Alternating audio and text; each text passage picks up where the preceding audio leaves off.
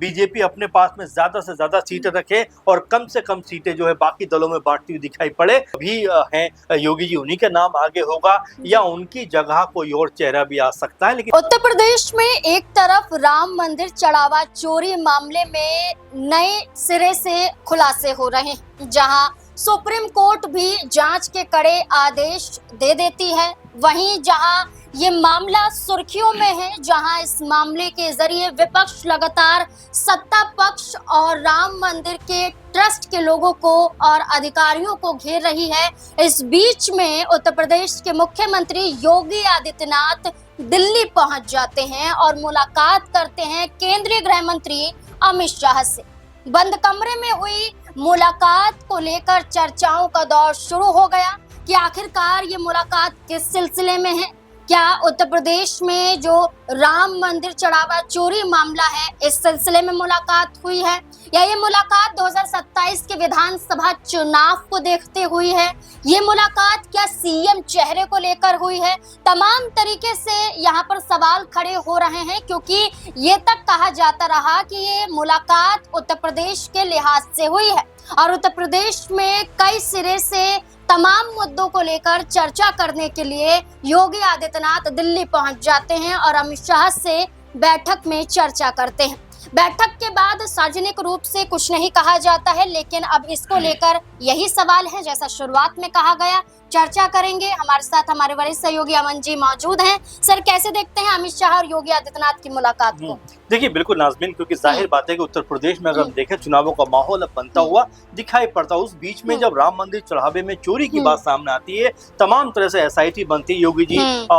मुस्तैदी के साथ में तमाम चीजों को जो है सामने लेकर आने का प्रयास करवाते हैं, क्योंकि एसआईटी के जरिए तमाम लोगों से पूछताछ होती है, तमाम सबूत खंगाले जाते हैं, कई जगह पर पैसे की बरामदगी भी हुई। यानी कि एक तरीके से सीएम योगी ने इस पूरे मामले के ऊपर मुस्तैदी से जो है अपना पक्ष रखा और तमाम तरह से जांच के निर्देश दिए। लेकिन अब इस पूरे मसले के ऊपर, जैसा आपने भी कहा, कि सुप्रीम कोर्ट भी लगातार अपनी निगाह बनाए हुए है और तमाम तरह से विपक्ष भी बयानबाजी करता हुआ दिखाई पड़ता है। तो ये मुद्दा जो है चुनावी लिहाज से भी देखा जाए तो अपने आप में एक बड़ा मामला बनता हुआ नजर आ सकता है, क्योंकि अखिलेश यादव ने शुरुआत से लेकर अब तक इस मामले के ऊपर बयानबाजी की है और ये भी कहा जाता है कि क्या अखिलेश यादव को इसका फायदा हो सकता है, क्योंकि ब्रजभूषण शरण सिंह जो बीजेपी के पूर्व सांसद हैं और जिस तरह की बयानबाजी वो करते हुए नजर आए, उसको लेकर भी ये कहा गया, क्योंकि उन्होंने ये नहीं कहा कि चोरी नहीं हुई, बल्कि उन्होंने तो ये तक कह दिया कि भाई अभी से नहीं बल्कि 2021 के बाद से लगातार यहाँ पर जो है भ्रष्टाचार अपने चरम सीमा पर है।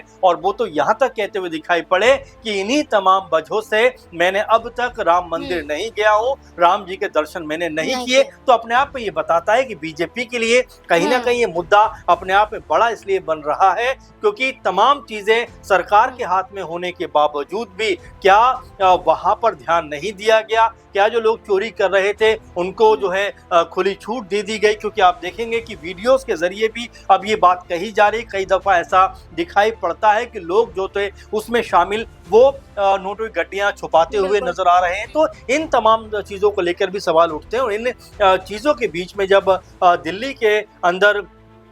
सीएम योगी और केंद्रीय गृह मंत्री अमित शाह के बीच में बैठक होती है तो बिल्कुल इसके सियासी मायने जरूर होंगे। अच्छा सर, ये मुलाकात को अगर हम ऐसे देखें कि उत्तर प्रदेश में सहयोगी दलों द्वारा, खासतौर पर ओम प्रकाश राजभर की बात करें,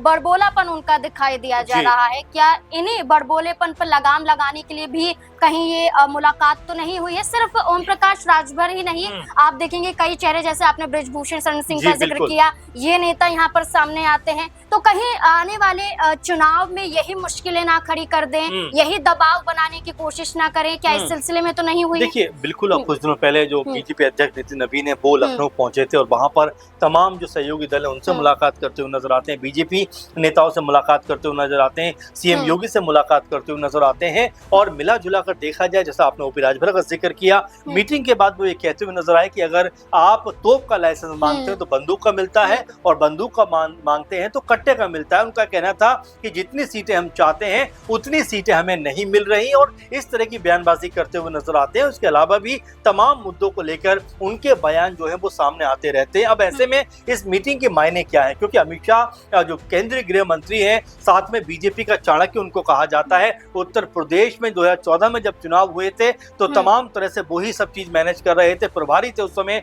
और बीजेपी उस समय 71 लोकसभा सीटें जीती हुई दिखाई पड़ी थी। तो ऐसे में उत्तर प्रदेश की समझ उनको भी बहुत ज्यादा है। तो क्या इस मीटिंग के ये मायने निकाले जा सकते हैं कि किस तरह चुनाव लड़ा जाए और जो सीटों का बंटवारा हो वो किस तरह से होना चाहिए, क्योंकि तमाम जो सहयोगी दल हैं, चाहे आप ओपी राजभर की बात करें, अनुप्रिया पटेल की बात करें, संजय निषाद की बात करें, या फिर अब जयंत चौधरी की बात करें, चिराग पासवान उत्तर प्रदेश में चुनाव लड़ने की बात करते हैं, तो सियासी मायने आने वाले दिनों में निकलकर जरूर सामने आएंगे। लेकिन हाँ, ये भी मुद्दा अपने आप में बड़ा है कि जो राम मंदिर के अंदर चढ़ावा चोरी के अंदर कई बड़े चेहरे इन्वॉल्व हुए हैं और उसके खुलासे के बाद में जब सरकार पर भी तमाम तरह के सवाल उठते हैं, तो इस मुलाकात के क्या कोई बड़े सियासी मायने में निकलकर सामने आ सकते हैं, ये भी अपने आप में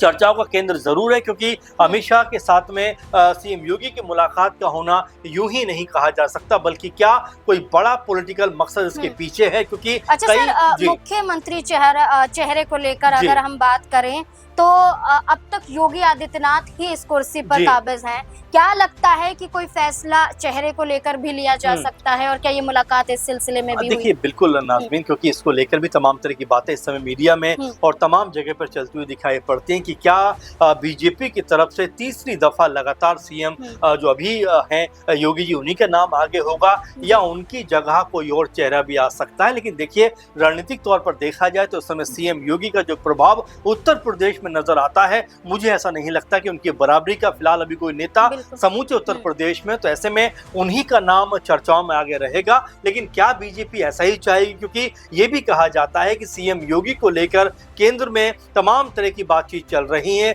कई नामों पर जिक्र हो रहा है, लेकिन अभी तक इसकी कोई भी आधिकारिक पुष्टि नहीं है। ऐसे में सीएम योगी का अमित शाह के साथ में मुलाकात करना क्या इस चर्चाओं को दोबारा शुरू करने जैसा ही है, क्योंकि कई लोग ये बात मानकर चल रहे थे कि सीएम योगी से बेहतर चेहरा बीजेपी के पास में उत्तर प्रदेश में नहीं है। दूसरी महत्वपूर्ण बात जो हम देख रहे हैं कि सीटों का बंटवारा को लेकर भी मंथन का दौर जारी है, क्योंकि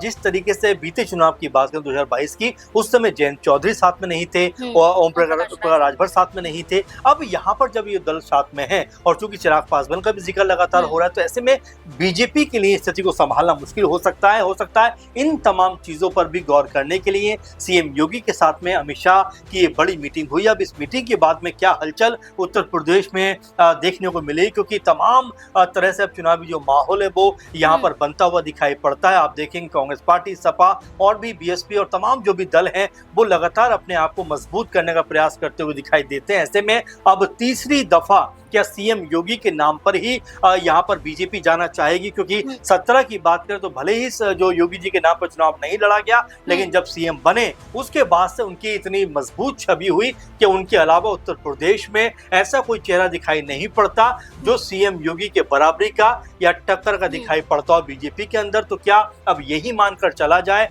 कि अमित शाह जी ने जो मीटिंग बुलाई है, जो बैठक बुलाई है योगी जी के साथ में, वो क्या यही साबित करने के लिए बुलाई है, क्या यही बातों को डिस्कस करने के लिए बुलाई है कि जितना बेहतर हो बीजेपी अपने पास में ज्यादा से ज्यादा सीटें रखे और कम से कम सीटें जो है बाकी दलों में बांटती हुई दिखाई पड़े। फिलहाल इन तमाम चीजों पर जो चर्चाएं हैं वो अलग अलग नजरियों से दिखाई पड़ती हैं, लेकिन जब योगी जी इसके ऊपर बात करेंगे, अमित शाह जब इसके ऊपर बात करेंगे, तो हो सकता है कुछ कंफर्मेशन मिलती हुई दिखाई पड़े। लेकिन हाँ, आप ये जरूर मानकर चलिए कि उत्तर प्रदेश में अब चुनावी जो माहौल है वो बिल्कुल मजबूती के साथ में बनता हुआ दिखाई पड़ रहा है। बिल्कुल, ये मुलाकात बीते दिनों हुई और मुलाकात के बाद अगर देखा जाए तो 40 मिनट तक अमित शाह और योगी आदित्यनाथ चर्चा करते रहे, बातचीत करते रहे। और अब इसी तरह से ये सवाल उठ रहे हैं कि बैठक किस सिलसिले में हुई, जिसको लेकर हमने कहा कि क्या मुख्यमंत्री चेहरे को लेकर ये बैठक हुई, क्या सीट बंटवारे को लेकर ये बैठक हुई, क्या फिर लगाम लगाने को लेकर ये बैठक हुई, क्या राम मंदिर जो चंदा चोरी मामला है इसको लेकर बैठक हुई, क्योंकि उत्तर प्रदेश में कई बड़े मुद्दे हैं भारतीय जनता पार्टी के लिए और इसी सिलसिले में देखा जाए तो ये मुलाकात भी इसी मायनों के आधार पर मानी जा रही है। अब देखना होगा कि योगी आदित्यनाथ उत्तर प्रदेश में क्या बड़ा ऐलान करते हैं बैठक के बाद, क्योंकि बैठक तो संपन्न है, बैठक तो हो चुकी है, अब ऐलान करना बाकी है कि क्या कोई बड़ा ऐलान योगी आदित्यनाथ के जरिए किया जाएगा उत्तर प्रदेश में विधानसभा चुनाव को देखते हुए। आपको क्या लगता है इस पूरे मुद्दे को लेकर? अपनी राय कमेंट सेक्शन में जरूर दें। धन्यवाद।